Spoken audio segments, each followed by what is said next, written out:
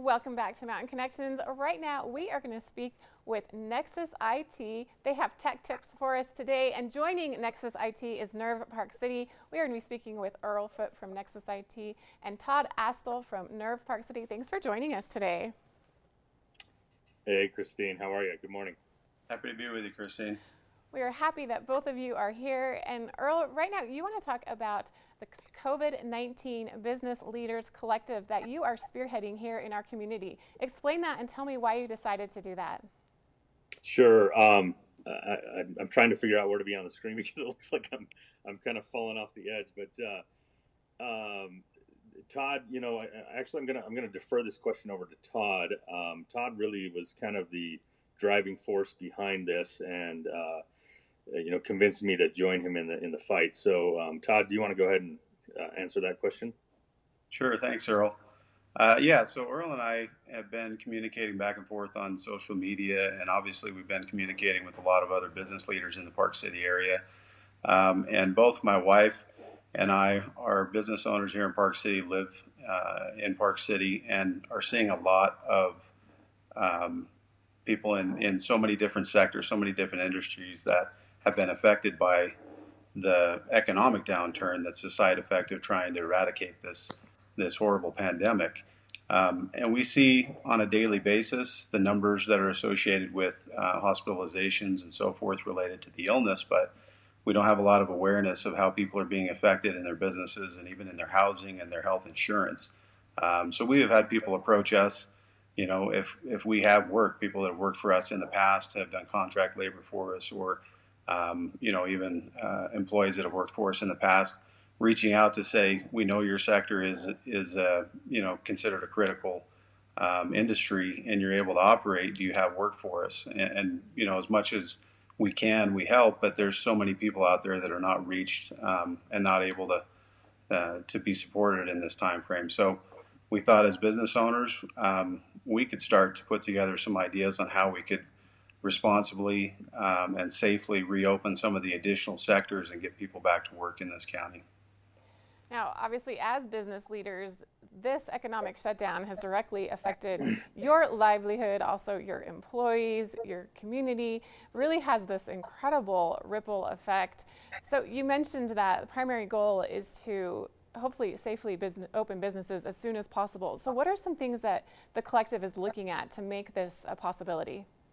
So our first thought was to understand what the county is doing. We reached out to Jeff Jones, who is the Director of Economic Development in Summit County, and they obviously have been very focused on what they can do to help businesses out there. We learned some very troubling statistics yesterday from Jeff in a conference call that out of the 30,000 employees in Summit County, about 7,000 of them have already lost their job.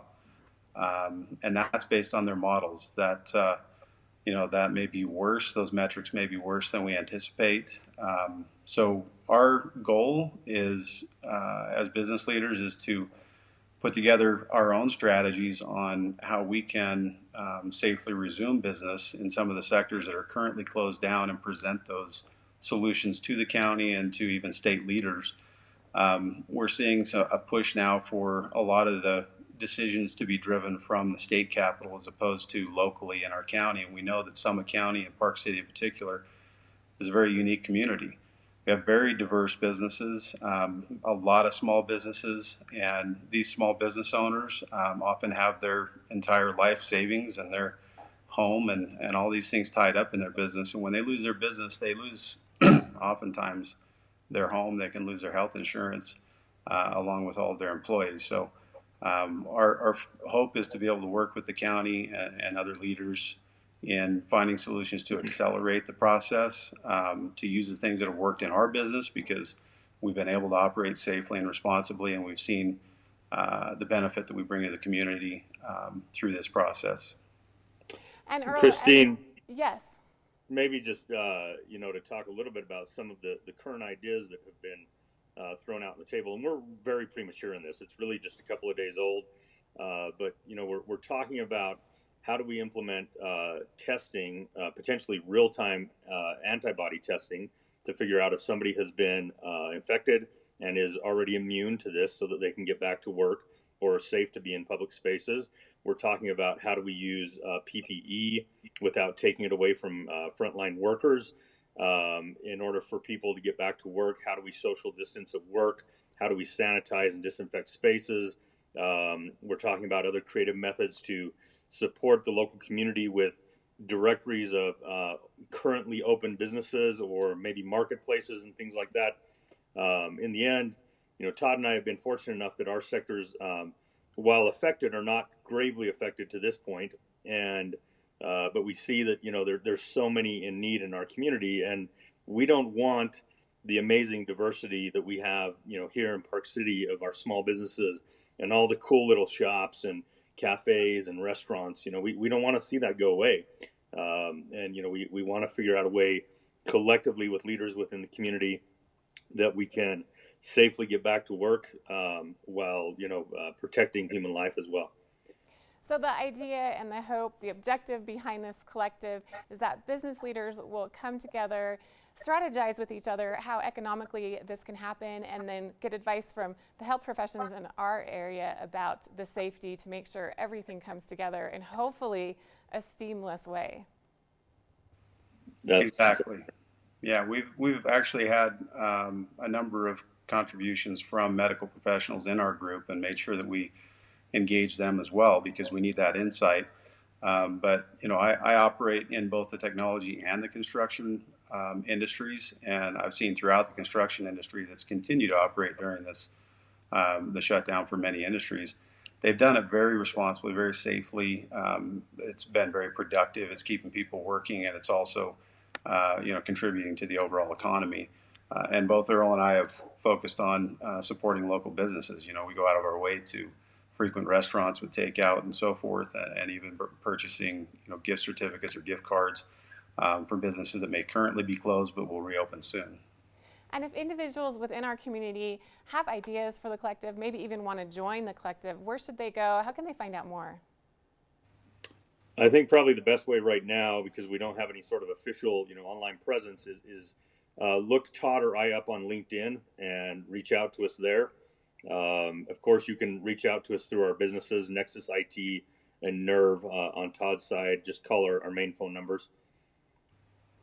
And Earl, quickly, before I let you go, there were some security issues that I wanted to address. Working from home, there were some things that happened on Zoom recently. What are some tips that you can navigate this safely and securely since so many individuals and businesses have shifted to homework?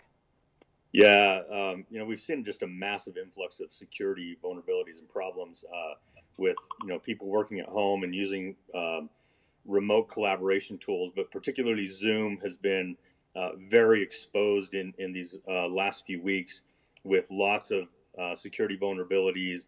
Now, confirmed that their traffic routes through China, which is a very, very large potential risk there. And so with Zoom, if you're going to use Zoom, and maybe just quickly, I would publicly say we probably recommend some more mature, more secure options such as WebEx or Microsoft Teams. But if you're going to use Zoom, by all means, make sure that you are using passwords on your Zoom meetings, that you change any passwords you have in Zoom because passwords have been hacked now and meeting IDs have been hacked within Zoom. We'd recommend that you, as a meeting host, that you configure Zoom so that only you can admit people into your Zoom meeting, because there's been a massive amount of hijacking of Zoom meetings that have gone very wrong, unfortunately, right here in Utah with schools and school districts who have had hackers put porn up on the screen in front of students, which is obviously not awesome. And so there's just a few measures. Make sure your Zoom is up to date with the absolute latest version, because there were several significant vulnerabilities that would allow hackers to actually hack into your computer through Zoom. So make sure you update it. That's a few quick things. I know we're short on time. Any other questions there, Christine? Well, I think it's definitely something that everyone needs to consider. We encourage individuals here within our community if they're concerned about work at home security. Also, if you want to join this Business Leaders Collective, reach out online to Nexus IT or Nerve Park City. Thanks to both Todd and Earl for joining us today. We have more coming up. Renee from Wild Women Tribe will be with us right after this break.